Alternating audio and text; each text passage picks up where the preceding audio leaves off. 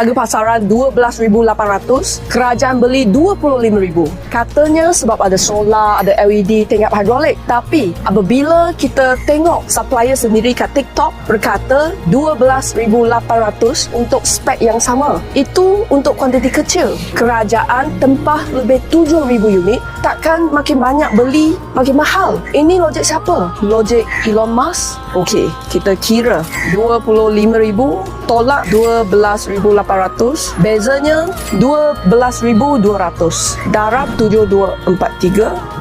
Wow, 88 juta. Dengan harga pasaran 12,800 dah ada untung. Tapi siapa yang dapat lebihan 88 juta tu? Dah masuk poket siapa? Kalau macam ni, siapa-siapa pun boleh jadi kontraktor untuk projek ni.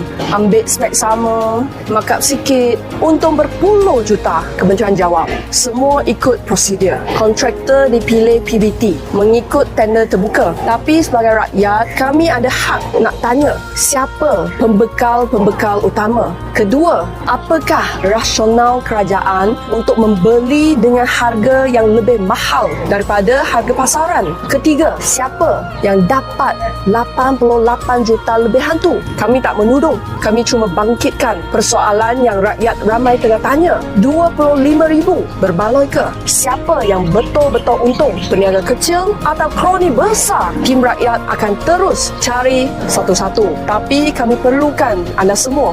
Jumpa ni, ambil gambar, tag kami Kementerian Netizen Malaysia, tag juga tim rakyat. Jangan lupa lokasi juga. Biar seluruh negara tahu 250 juta tu betul-betul membantu rakyat atau hilang dalam kabus birokrasi.